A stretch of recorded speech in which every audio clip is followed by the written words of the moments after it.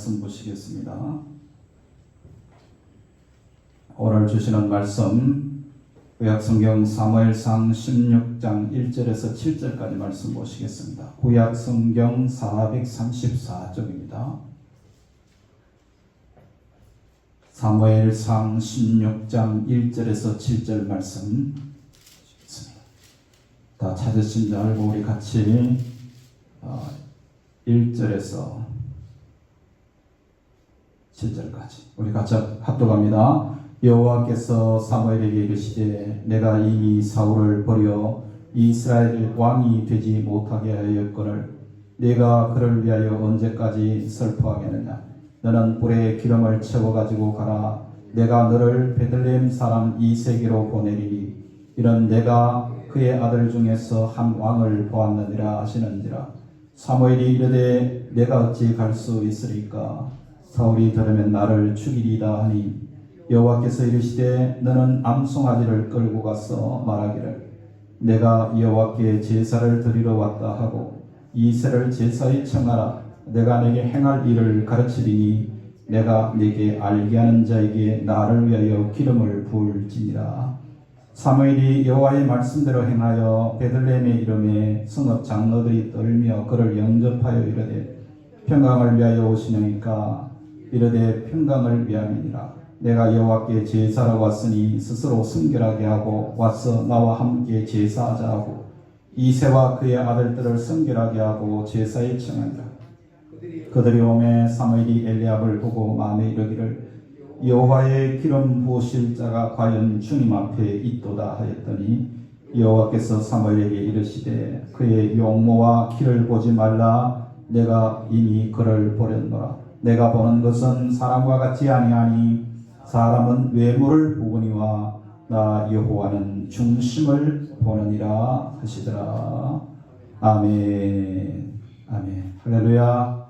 예, 오늘도 복된 성일 세상 가운데 있지 아니하고 주님 앞에 나와서 예배하는 우리 성도 여러분들에게 하나님의 크신 은혜가 넘치기를 주의 이름으로 축복합니다. 자, 좌우 옆 사람 앞뒤 사람 인사 나누겠습니다. 사랑합니다. 축복합니다. 오늘 또 이 예배 자리에 함께 하심을 감사합니다. 예, 감사합니다. 윤희숙 권사님 오랜만에 오셨네. 예, 감사합니다. 오늘 또 말씀을 통한 은혜가 여러분들에게 충만하시기를 축복합니다. 태초에 하나님께서 이 세상 만물을 만드실 때에 사람을 창조하실 때에 그 사람을 하나님의 형상대로 만드셨다라고 하는 것 여러분들 잘 아실 겁니다. 그런데 하나님의 형상대로 지원받은 우리 사람에게 하나님께서 이 세상 모든 만물을 정복하고 다스리고 통치할 것을 위임하셨죠. 그래서 지금 이 세상에 존재하는 것 가운데 가장 중요한 것이 뭐냐면 사람입니다. 하나님께서 이 세상 만물을 만드시고 거기에 사람을 만드셨다라고 하는 것은 이 세상 만물의 모든 근원이 사람에게 집중되어 있다고 말할 수가 있는 것이죠. 그래서 사람의 목숨이나 사람의 존재, 사람의 가치보다 더 중요한 것이 없다는 이야기죠. 세속적인 가치관이 타락하고 질서가 무너지면 돈 때문에 사람이 희생을 당합니다. 네. 그러나 하나님의 뜻은 사람이 최우선이라는 것을 우리가 알아야 됩니다. 온 천하보다도 한 사람이 더 귀중합니다. 지금 내가 돈 버는 일보다 나 한 사람이 인격이 하나님 앞에 바르게 세워지는 것이 너무 중요한 거예요. 왜 우리가 이 땅에 태어났고 왜 나는 인간으로 태어났으며 나는 왜 하나님 앞에 부름받은 자인가를 우리가 바르게 인식하고 살아가는 자세가 우리 신앙인들에게 바르게 정립되어야 합니다. 그래서 우리가 이 땅에서 필요한 재물을 얻고 권세를 얻는 것, 이 세상에 내가 원하는 모든 것을 얻는 것도 물론 중요하겠지만 그보다 더 소중한 것은 내가 하나님 앞에 하나님의 자녀로 세워지는 것이 중요합니다. 그래서 내가 이 땅에 하나님 앞에 부름받은 자로 세워지는 것이 너무나도 중요한 것이죠. 그래서 우리 생각에는 우리가 하나님의 일을 하려면 우선 돈과 기술, 전략, 조직 이런 것들이 있어야 된다고 생각합니다. 그러나 하나님은 그렇지 않습니다. 사람을 먼저 찾으시는 하나님이십니다. 그래서 하나님 마음에 합한 사람을 선택하시고 그 사람을 통해서 하나님의 뜻을 이루시는 것이죠. 그래서 하나님은 사람을 두 방면으로 찾으시는데요. 첫째는 구원하기 위해서 찾습니다. 그러니까 버림받은 자, 타락한 자, 마귀의 형상을 가지고 죄지으며 본질상 진노의 가운데 있던 사람을 찾아서 하나님 나라 백성을 삼으시는 구원하시는 차점이 있습니다. 이 차점이 대단히 중요하죠. 그러나 그보다 더 중요한 차점이 뭐냐면 그것은 선택받은 하나님의 백성들 가운데서 하나님을 대신하여 섬기고 다스릴 지도자를 찾으시는 소명적인 차점이 있습니다. 한 사람이 예수 믿고 구원받는 일은 시간이 많이 필요하지 않습니다. 한순간에 내가 예수님을 구주로 영접하겠습니다. 하나님이 나의 삶의 주인이십니다. 예수 그리스도가 나의 구세주가 되십니다. 이렇게 고백하면 그 사람은 하나님 앞에 구원하심에 찾은 바가 되는 구원받은 자가 되는 것이죠. 그건 단순간에 이루어지는 것입니다.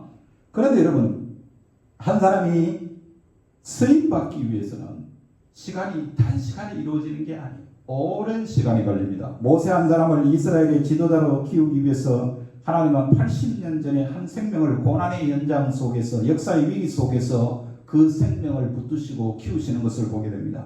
세상의 모든 문화와 지식을 다 터득하게 한 이후에도 하나님의 뜻을 새롭게 공부시키기 위해서 그 젊은 나이 40세에 그 광야로 보내셔서 광야의 특수 훈련을 받게 하셨다 하는 것을 우리가 보게 되는 거죠. 그러니까 한 사람의 지도자가 세워지는 일은 하루아침에 이루어지는 것이 아닙니다. 지식이 많다거나 돈이 많아졌다고 지도자가 되는 것도 아니고 굉장히 깨달음을 깊이 깨달았다고 지도자가 되는 것도 아닙니다. 오랜 세월 동안 하나님의 요구에 응답해서 연단받고 고난 속에서 정결케 된 사람이 하나님께 쓰임받는 것이죠. 자, 그래서 하나님께 쓰임받는 사람, 즉 말하면 하나님께서 일꾼을 키우시는 원칙이 5가지가 있습니다. 먼저 첫 번째는 뭐냐면 고난 속에서 하나님을 찾게 하고 정결케 하시는 역사입니다. 시편 119편 67절의 말씀에 보면 고난 당하기 전에는 내가 그렇게 행하였더니 이제는 주의 말씀을 지키나이다 라고 고백합니다. 그러니까 하나님께서 쓰시는 사람 반드시 고난이라는 과정을 통해서 연단을 시키신다 이 말입니다. 여러분, 금을 뽑아내기 위해서는 여러 가지 섞여 있는 그 작물들이 다 녹여내고 금만 골라내지 않습니까? 그러니까 그 펄무 속에 들어가서 고난의 시간을 견뎌내서 금이 생겨나는 것입니다. 사람도 하나님 앞에 쓰임받을 때 이 고난의 과정을 통해서 정결케 하신다는 것을 우리가 알아야 됩니다. 그리고 고린도서 4장 17절에 보면 우리가 잠시 받는 환난에 경한 것이 지극히 크고 영원한 영광에 중한 것을 이루게 한다라고 말씀했어요. 그러니까 전능하신 하나님께서 사랑하는 종들에게 고난 없이도 물론 사용하시지만 환난을 경험케 함으로 영원하고 지극히 큰 영광의 소중한 것을 우리에게 완성하신다는 그런 이야기입니다. 그러므로 우리 성도는 고난 당할 때 그게 낙심거리가 되면 안 됩니다. 왜냐하면 하나님께서 지금 나를 사용하시기 위해서 손보시는 중이기 때문에. 그래서 우리가 예수 믿으면서도 고난을 당하면 보통 사람들은 그렇게 말합니다. 왜 내가 믿음으로 살려고 하고 하나님의 자녀가 되었고 내가 세례받고 하나님의 백성이 되는데 왜 이런 고난이 오느냐라고 묻는 분들이 많습니다. 하나님께서 손보시는 중입니다. 여러분이 순금을 뽑아내기 위한 과정이라는 것이죠. 그래서 하나님은 나를 정결케 하여 하나님만 의지하는 새로운 존재로 바꾸셔서 사용하기를 원하시는 것입니다. 그러나 하나님의 양육 프로그램을 알지 못하는 사람들은요, 조금만 힘들어도 원망하고 그리고 짜증내고 불평합니다. 내가 기대한 것에 미치지 못하면은 하나님을 원망하고 대적하려고 하는 그런 모습을 보이고 있는 거죠.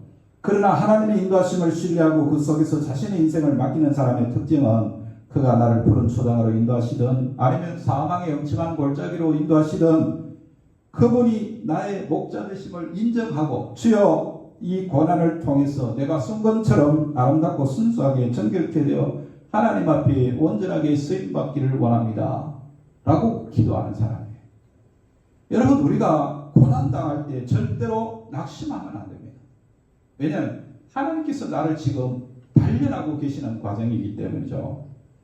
자, 그리고 두 번째로는 하나님은 종들을 키우실 때 인간의 어떤 반역 행위에 대해서 즉각 심판하지 않으시고 오래 참으시는 하나님이십니다. 사람은 얼마쯤 투자하면요 본전 찾으려고 합니다. 그러나 하나님은 그렇지 않습니다. 오랫동안 참고 기다려 주시는 것이죠. 그래서 시편 103편 8절의 말씀에 보면은 여호와는 자비로우시며 은혜로우시며 노하기를 더디하시며 인자하심이 풍부하시도다 그렇게 말씀했어요. 여러분 가정에서 부모들이 자녀를 양육하는 기간이 한 몇 살까지 합니까? 25살 아니면 30살 그렇게 양육해서 결혼시키고 출가하는 게 보통이죠. 그런데 30살까지 결혼시키고 양육하는 것으로 끝납니까? 저도 아이들 기울여 보니까 아이들 다 길렀는데 그 과정이 참 힘들죠. 고등학교 졸업하고 대학 들어가고 대학 졸업하고 직장 가는 그 과정 속에 여러분 한번 생각해 보십시오. 부모의 속조리는 그런 시간들이 얼마나 많습니까? 그런데 한 30년 키워서 이제 결혼시키면 되겠다, 끝나겠다 생각했는데 웬걸요?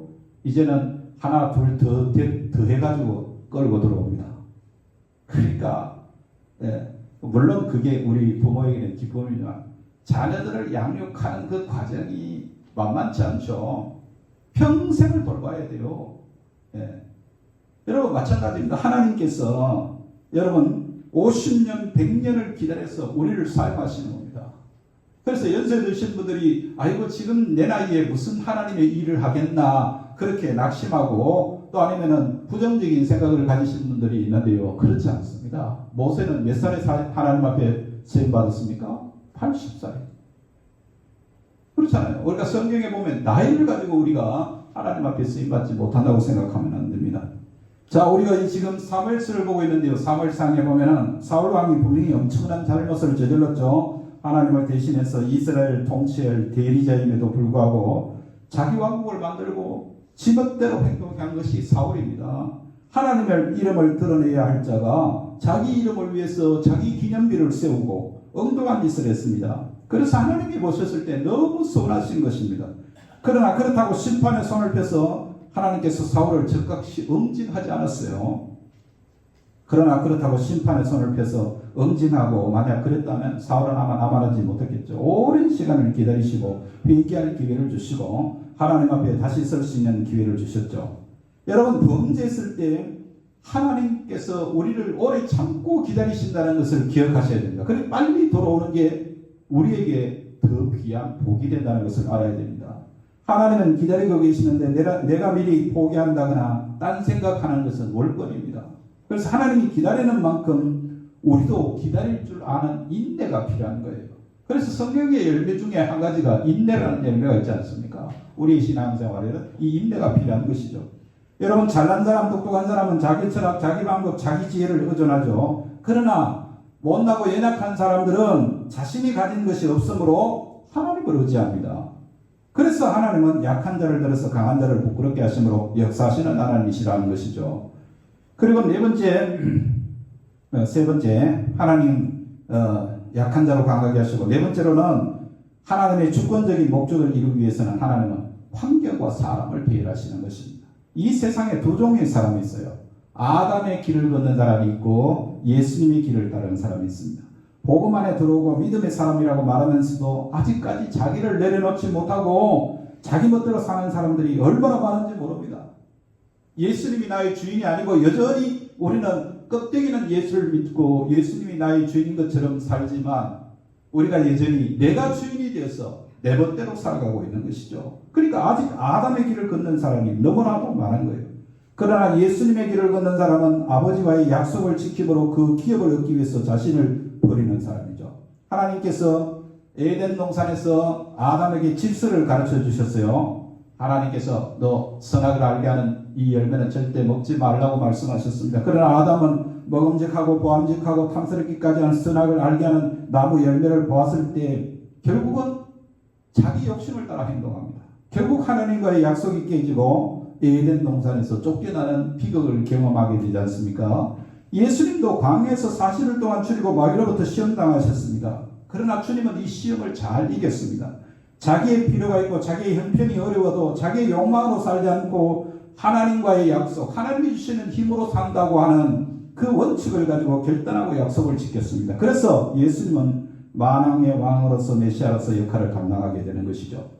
여러분 우리는 환경적으로 어려움을 당하거나 때때로 우리 자신의 필요와 요구가 충족되지 않을 때 절망합니다. 그러나 하나님께서 나의 뜻대로 안 되게 하실 때 이유가 있어요. 왜 하나님께서 내 소원을 이루어주시지 않나 그렇게 낙심하지 마시기 바랍니다. 하나님의 뜻을 기억하라는 거예요. 우리의 삶에 정말 중요한 것은 내 뜻대로가 아니고 하나님의 뜻대로 되어져야 우리가 복된 인생을 살아가는 줄로 믿습니다. 내가 아무리 수고하고 소원하고 열심을 낸다고 할지라도 우리의 삶에 이루지 못할 일들이 얼마나 많습니까? 그런 절망적인 상황을 경험하게 될 때 우리는 하나님의 뜻을 물어요. 하나님, 이 일에 하나님의 뜻이 뭡니까? 하나님의 계획이 뭡니까? 이걸 여러분 철저하게 물어야 되는 것이죠. 우리는 이때 하나님이 배려하는 환경임을 깨닫고 감사하면서 그 마음을 잘 지켜나가야 되는 것입니다. 그 다음에 다섯 번째로 하나님은 외모를 보지 않고 중심을 보십니다. 네, 외식주의자, 윗선주의자들은요 어떻게든 사람에게 잘 보이기 위해서 행동하죠. 그러나 하나님은 우리의 외모를 보시는 분이 아니고 중심을 보십니다. 행동하기 전에 우리의 마음을 보시는 것이죠. 사울 왕은 가식주의자였어요. 하나님께서 제사 지낸다면서 자신의 욕망을 추구하고 제사를 핑계로 하나님의 명령에 순종하지 않고 아말렉의 그 사람들과 짐승을 살려줬죠. 그러나 하나님은 제사를 소중히 여기지만 제사 이전에 순종할 마음을 가지라는 거예요. 예, 우리 중심이 하나님께 바쳐졌는가, 내 중심이 하나님 앞에 정직하게 서 있는가, 그걸 여러분이 늘 돌아보셔야 되는 겁니다. 사울은 하나님 앞에 선택받은 사람이었습니다. 그러나 사울을 폐하시고 다윗을 선택하셨어요. 하나님의 기준점에 미달한 사울 왕을 폐위시킨 겁니다. 네. 그러나 아직 어린 소년이었지만 하나님은 미리 다윗을 선택하셔서 그에게 기름을 부으셨어요. 다윗이 하나님 앞에 뽑힌 여러 가지 이유가 있습니다. 오늘 본문의 그 내용을 우리가 잘 볼 수 있는데요. 어떤 사람이 하나님 앞에 쓰임받을까? 먼저 작은 사람, 겸손한 사람, 이 사람이 하나님 앞에 쓰임받습니다. 이새라는 사람에게는 8명의 아들이 있었어요. 하나님께서 사무엘을 통해서 이새의 집에 가서 내가 택한 자에게 기름 부으라고 명령하셔서 이새의 집을 찾아가는데 맨 먼저 큰아들 엘리압에게 가서 사무엘이 기름 부으려고 했어요. 근데 이 엘리압은 오늘 말씀대로 보면은 굉장히 외모도 출중하고 정말 잘생겼던 모양입니다. 예. 그런데 하나님이 거절하셨어요. 예. 그러니까 우리가 여러분 하나님 앞에서 잘 보이려면 외적인 것에 너무 신경 쓰지 말고 우리 중심이 얼마나 하나님 앞에 바로 서느냐가 중요하다는 것을 우리가 알아야 되는 것이죠. 그래서 외모도 중요하겠지만 중심을 보시는 하나님 앞에서 마음을 가꾸는 것이 더욱더 중요한 일이라는 것을 알아야 됩니다. 하나님은 엘리압을 원치 않죠. 내가 이미 그를 버렸다. 왜 그랬을까? 아니 그 신장도 크고 용모도 아름다웠지만 중심이 하나님을 향하지 않았기 때문이라 그런 이야기죠.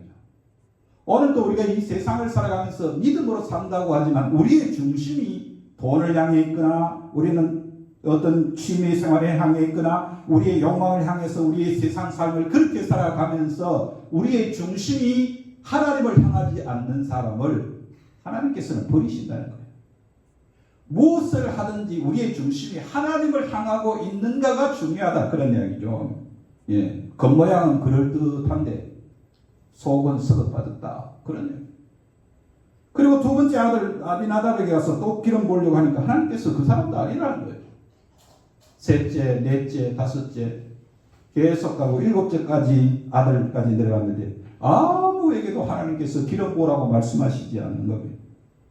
또 아들 없느냐고 물었습니다. 그때 이새가 아들이 8명이 있긴 있는데 오늘 이 자리에는 7명밖에 없고 막내가 하나 남았는데 그 아이는 변변치 않아요. 그렇게 말합니다. 그러니까 아버지 이새가 생각할 때는 그래도 기름 부어 쓰임 받으려면은 큰아들쯤 되는 그런 아들이 훨씬 좋다고 생각했겠죠. 그래서 막내야 너는 막내고 또 우리 집에서 변변찮은 존재니까 너는 가서 양이나 지키고 있어라. 그러니까 아버지가 사무엘 선지자가 온 그 자리에 막내 아들을 쑥 빼가지고 양만 지키도록 들판에 보내버리고 말았다고. 그러니까 하나님께서는 7명의 아들을 거절하시고 또 아들 없느냐고 물으십니다. 네. 그러나 막내 아들 다윗이 있다고 말하죠. 아버지가 이새가 생각하는 것과는 전혀 다른 결과가 나타난 것입니다. 네. 하나님께서 그 다윗에게 기름을 부으라고 하시죠. 여러분 다윗을 볼 때 그의 눈 빛이 붉고 눈이 삐어나고 얼굴이 아름답더라 말인데요. 빛이 붉다는 말은 홍한 건강하다 그런 뜻이고 또 눈이 삐어났다는 것은 지혜와 총명이 있다는 뜻이고 그리고 용모가 소리합니다. 외모로 가꾼다고 눈이 빛나는 것은 아니죠. 정신이 바르게 바뀌어야 눈이 빛납니다. 네. 그러니까 깔끔한 분위기와 그 지성 속에 지성을 담고 하나님을 섬기는 신앙을 가질 때에 외모가 빛이 나게 된다. 그런 이야기죠. 자, 고린도전서 1장 26절 이하의 말씀을 우리 같이 한번 읽어보겠습니다. 하나님께서 사람을 선택하시는 기준이 뭔가를 여러분 보셔야 합니다. 같이 읽습니다. 형제들아 너희를 부르심을 보라. 육체를 따라 지혜로운 자가 많지 아니하며 능한 자가 많지 아니하며 문물 좋은 자가 많지 아니하도다. 그러나 하나님께서 세상에 미련한 것들을 택하사 지혜 있는 자들을 부끄럽게 하려 하시고 세상에 약한 것들을 택하사 강한 것들을 부끄럽게 하려 하시며 하나님께서 세상에 전한 것들과 멸시받는 것들과 없는 것들을 택하사 있는 것들을 폐하려 하시나니 이는 아무 육체도 하나님 앞에서 자랑하지 못하게 하려 하십니다. 강한 자들의 특징이 뭐냐면요, 자기 것을 자랑하기를 좋아해요. 그러니까 많이 가진 사람은 자기를 자꾸 자랑합니다. 그러나 가난한 자, 미련한 자, 문벌이 좋지 못한 자의 특징이 뭡니까? 자랑할 것이 없다는 거예요. 아무리 뒤져봐도 내가 자랑할 것은 내가 예수 믿는 것밖에 자랑할 것이 없는 것입니다. 이런 사람을 하나님이 사용하시는 거예요. 네. 우리는 세상에 살면서 자랑할 게 너무 많습니다. 아무것도 아닌 것 가지고 그걸 소중하게 생각하고 그걸 뽐내려고 사람 앞에서 높아지려고 합니다. 하나님은 그런 사람을 사용하지 않습니다. 내게는 아무것도 자랑할 것이 없습니다. 부끄러울 뿐입니다. 이런 고백이 있어야 합니다. 바울이 처음에는 자랑할 것이 많았습니다. 그런데 하나님께 붙잡혔을 때 그는 이제는 내가 약한 것을 자랑한다고 표현했어요. 내가 약하고 내가 부족한 것을 자랑할 수 있는 사람이 몇 사람쯤 될까요? 자기의 부끄러운 모습을 내놓을 수밖에 없습니다. 전에 내가 귀중하게 생각하고 소중하게 생각했던 것들을 배설물처럼 여긴다고 했습니다. 네. 하나님께서 이런 사람을 사용하시는 거예요. 요셉도 자랑할 것이 많았습니다. 뽐내고 자랑하고 잘난 체하고 형제들을 정죄하고 했습니다. 그러면서 하나님께서 그 요셉을 사용하시기 위해서 자랑할 것이 없는 사람으로 그를 끄집어 내리십니다. 노예로 종살이 시키고 그 다음에는 죄수로 감옥에 집어넣어서 할 말이 없는 사람으로 만들었어요. 보통 사람 같으면 자기의 과거 자랑거리를 내세우면서 지금 종살이 한다고 나를 무시하지 말라 그렇게 큰 소리 쳤을 텐데 요셉에게는 그런 모습이었습니다. 낮아지게 하셨을 때에 그 약하고 낮아지게 함을 그대로 받아들이는 것이죠. 여러분 모세 보십시오. 얼마나 자랑할 것이 많습니까? 왕자로서 애굽의 모든 선진 학문과 문화를 배웠던 사람이고 자기 스스로가 지도자가 되겠다고 되기에 합당하다고 생각했던 그런 사람입니다. 그러나 하나님은 그를 광야 40년 초야에 묻혀서 자랑할 것이 없는 사람으로 만들었어요. 아버지마저도 합당하지 못하다고 생각했던 다윗, 그러나 하나님께서 그를 택하신 거예요. 이유가 뭡니까? 잘났기 때문이 아니라 스스로 잘난 것이 없다고 생각하는 그 사람을 사용하신 거예요. 여러분 자랑할 것이 없는 사람, 예수로만 자랑하는 사람, 이것이 하나님께 쓰임받는 일꾼입니다. 우리는 할 말이 없는 존재여야 합니다. 내가 어쩌다 당신 같은 사람 만나서 이 고생하는 줄 모르겠다 이렇게 말하던 입술이 나 만나서 나 때문에 당신이 고생이 많다 이런 입술로 바뀌게 될 때 하나님이 나를 사용하셔서 하나님의 영광을 드러내는 존재로 만들어 가실 줄로 믿습니다. 우리 성도들은 우리 입술이 이렇게 내가 약한 자라는 것을 고백하며 살 때 거기에 하나님의 은혜가 임하는 것이에요. 그리고 두 번째로는 하나님의 마음에 합한 사람입니다. 하나님 앞에 하나님 마음에 합하지 않으면 하나님께 쓰임받을 수가 없는 것이죠. 사도행전 13장 22절의 말씀을 보니까 내가 이세 아들 다윗을 만나니 내 마음에 맞는 사람이라 내 뜻을 다 이루리라 그렇게 말씀하셨어요. 그러니까 어디를 가든지 자기 주제를 파악하지 못한 채 불평하는 사람은 하나님 쓰심에 합당한 자가 될 수가 없습니다. 여러분 목동의 자리에 있을 때는 목동으로 최선을 다하고 또 왕을 섬기는 자리에 있을 때는 왕을 섬기는 일에 최선을 다했던 다윗입니다. 그가 나중에 왕이 되었을 때는 하나님을 섬기고 백성을 섬기는데 최선을 다한 것입니다.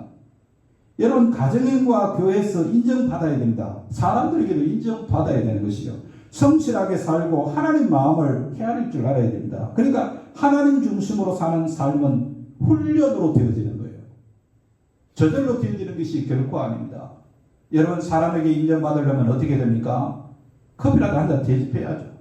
밥이나 한 그릇 사줘야죠. 그 사람이 나를 이렇게 대접해 주더라 하는 그런 인정을 받을 수 있는 것 아니겠어요? 사람에게도 우리가 인정받으려면 내가 최선을 다해야 되는 것입니다. 하나님께 인정받는 것도 마찬가지입니다. 최선을 다해서 자기 자리를 잘 지키시기 바랍니다. 여러분, 하나님 중심으로 사는 훈련하시는 여러분들 되시기 바랍니다. 그럴 때에 어른 공경할 줄 모르는 사람, 지도자 인정하지 않는 사람, 그런 사람 수입 받겠어요? 내가 훈련을 받게 되면은 정말 하나님의 마음이 무엇인지를 이해하게 되고 하나님 기뻐하시는 삶을 살 수밖에 없는 것이죠. 그 다음에 세 번째로 여러분, 기름 부음이 있는 사람입니다. 여러 차례의 기름 부음을 받아야 합니다. 오늘 본문 우리가 7절까지밖에 안 읽었습니다만 13절의 말씀에 보시면요, 사무엘이 기름 뿔병을 가져다가 그의 형제 중에서 그에게 부었더니 이날 이후로 다윗이 여호와의 영에 크게 감동되니라 그랬어요. 이때 나이가 20살도 안 됐어요. 하나님 일찍이 그를 선택하시고 그에게 3번 기름을 부으셨는데, 오늘 본문의 첫 번째죠, 사무엘 선지자가 그에게 기름 부어주었고, 두 번째로는 사무엘하 2장 4절에 보면 유다지파 사람들이 우리 족속 우리 지파의 왕이 되어달라 그래서 기름 부음을 받고, 세 번째로 사무엘하 5장에 보면은 처음에는 남쪽 유다지파 사람들만 다윗을 왕으로 인정했는데, 그러나 또 한 번의 기름 부음을 통해서 북쪽 이스라엘의 모든 장로가 인정함으로써 전체 이스라엘 통일 왕국의 왕이 되는 것을 보게 됩니다. 여러분, 하나님이 우리를 사용하실 때 그냥 한 번에 세우지 않습니다.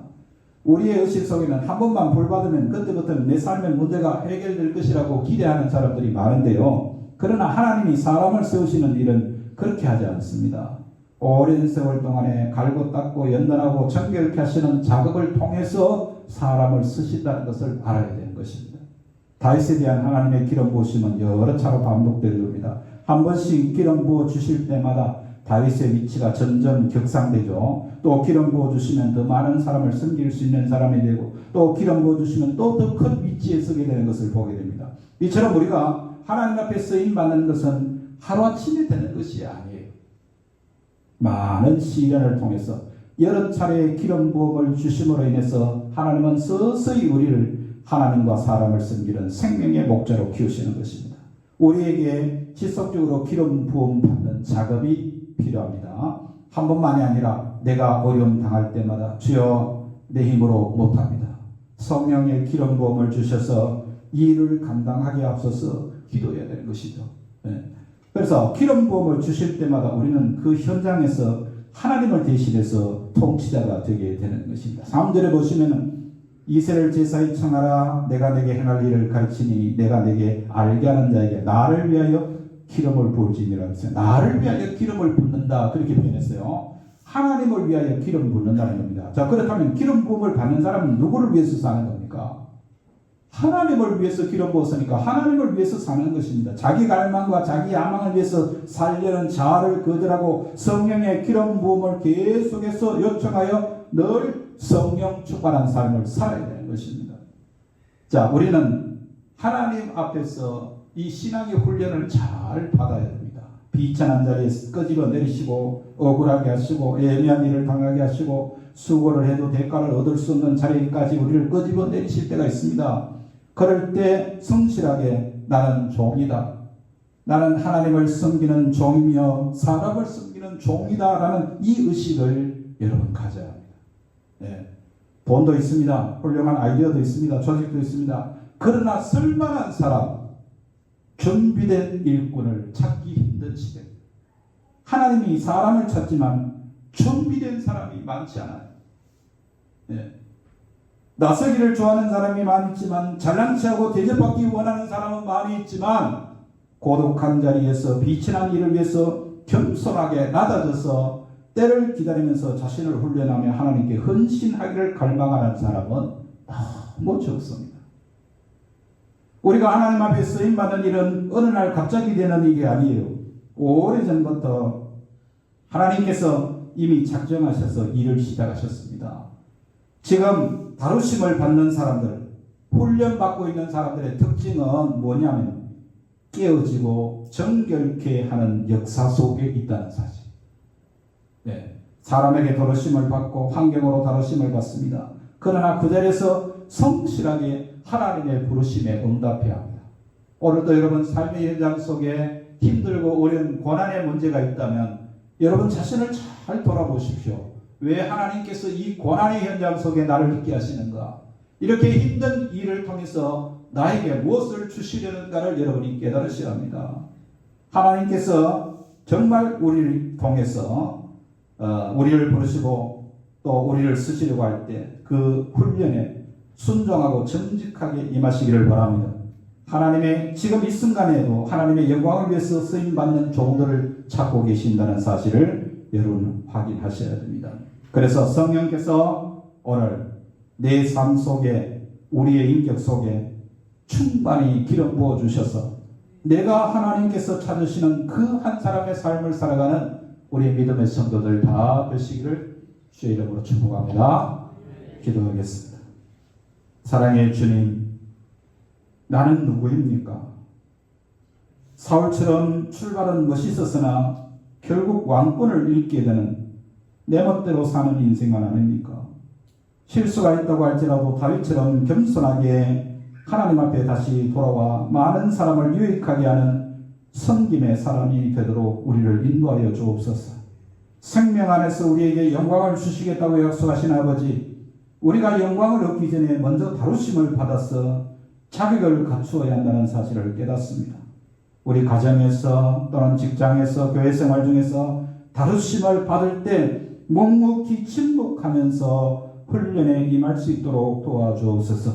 날마다 우리에게 성령으로 기름 부어 주셔서 내가 하나님이 찾으시는 그 사람이 되어 하나님께 쓰임받는 삶을 살아가는 저희가 되게 하여 주옵소서. 아버지 하나님, 사순절을 지나며 오늘도 우리가 경건과 절제와 회개를 통해서 더욱더 주님 앞으로 가까이 나가는 아름다운 절기가 되기를 원합니다. 아버지 하나님, 오늘도 질병으로 고통당하는 성도들의 아픔을 치료해 주시기를 원합니다. 삶의 문제로 어려움을 겪는 성도들의 문제가 아버지 하나님의 다루심이라는 것을 깨닫고 하나님 앞에 자신을 온전히 드릴 때 그 문제가 해결되고 하나님께 쓰임받는 역사가 나타나게 하여 주옵소서. 오늘도 우리와 함께하지 못한 성도들이 있습니다. 격지에 나가 있는 자녀 손들 위해 하나님 은혜가 함께하여 주옵소서. 아버지 하나님, 오늘도 여러 가지 힘들고 어려운 환경 속에 있는 우리 성도들 그 삶의 현장 속에 친히 만나주시고 그들을 위로하시고 힘과 용기를 더해 주시기를 간절히 바라옵고 원할 때 거룩하신 우리 구주 예수님의 이름으로 기도드리옵나이다. 아멘.